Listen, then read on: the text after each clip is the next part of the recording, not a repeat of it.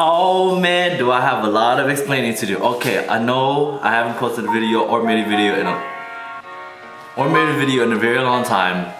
There's an explanation for that. A lot has happened lately.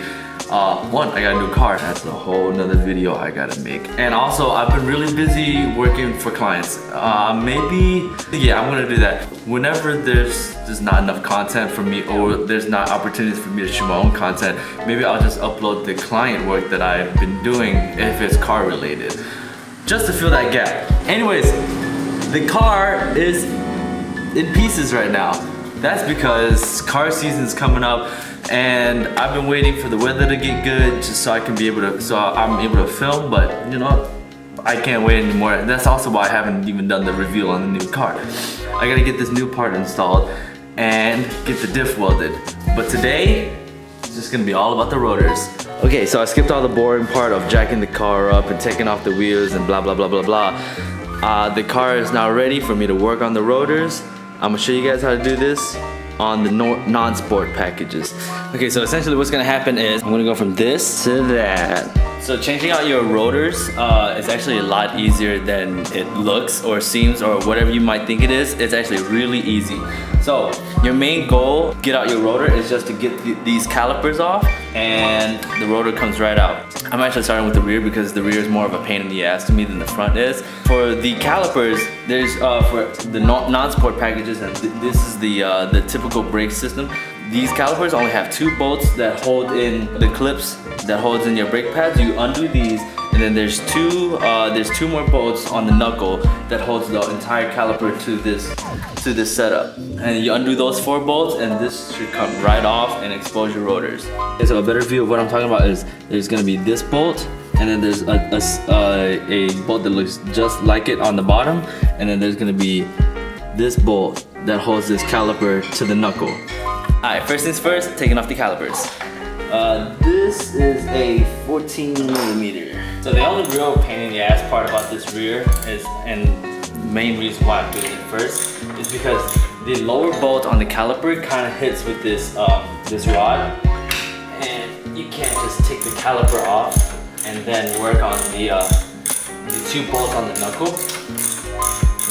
So what I had to do was, first I undid the top bolt for the caliper, and now I'm just gonna undo the bolts on the knuckle. And another thing that makes it a pain is because there's this rod here. It kind of blocks the bottom bolt on the knuckle too. So I can't just use a ratcheting wrench to get it out. I kind of have to use a monkey wrench and just kind of like slowly get it out. Also, these bolts were a pain. So a trick I use, instead of trying to use force and stripping it, right, is I get the wrench on there, I hold the bolt, and I knock it out.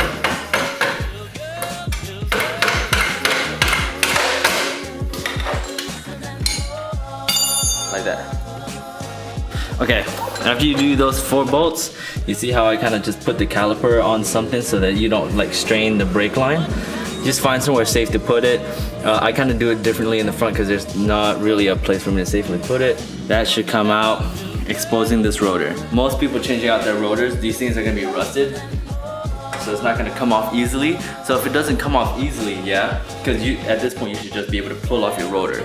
But if that's not the case, just take a dead blow hammer, something with a soft surface and some weight to it, and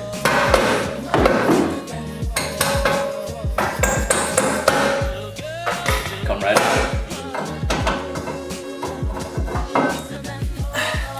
That's how you take it out. Before putting on your new rotors, there's a few things I want to talk about.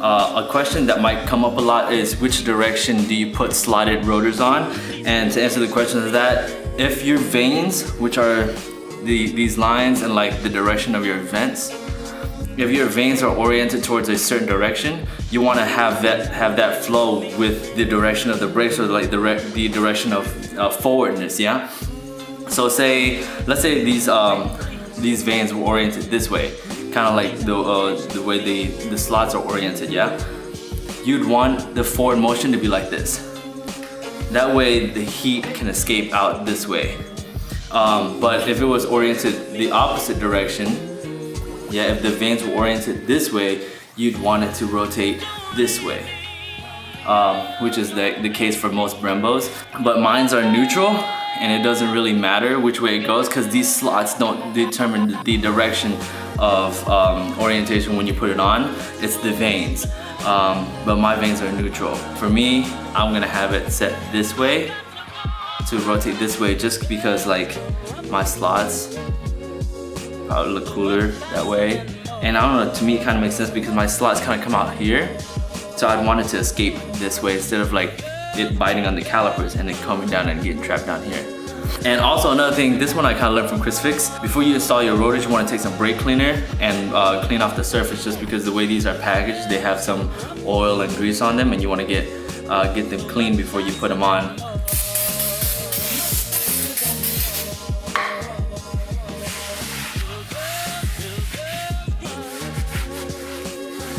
One of those.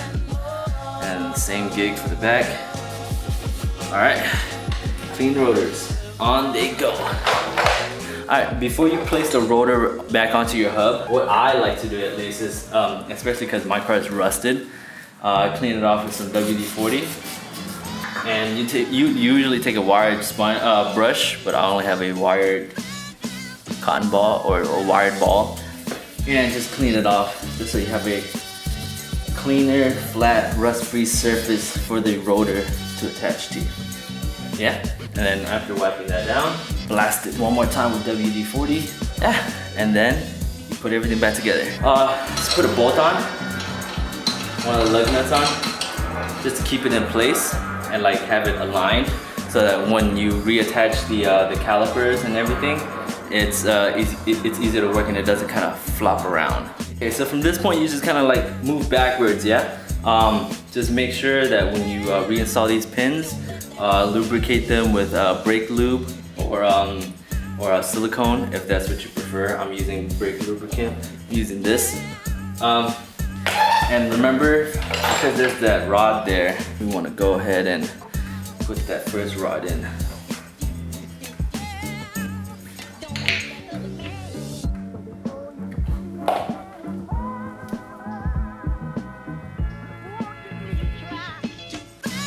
And then another key thing is for the bolts that are on the knuckle, that hold the caliper to the knuckle.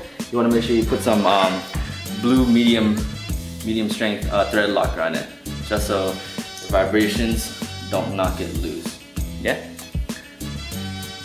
Alright, so now we're back on the front, same deal here. You got 2 bolts that hold the caliper in and then 2 bolts that hold it on the knuckle.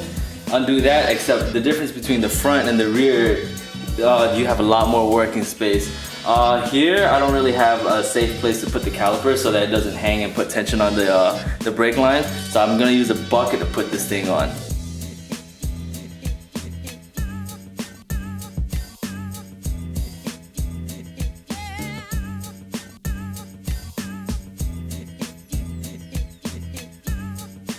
And there it is. It's a pretty simple job, kind of tedious, but it's really straightforward. Just taking off the calipers, moving it to the side, make sure you don't put strain on your brake lines, thread lockers on the right bolts, lube up the correct bolts, and make sure that your rotors are clean before putting them on. Clean off your rust on the hub if need be, and that's it. Look who came! Hey, what's up? Premium photography. Expect more content with him and from him. He should be launching his channel soon. He's just slacking on it.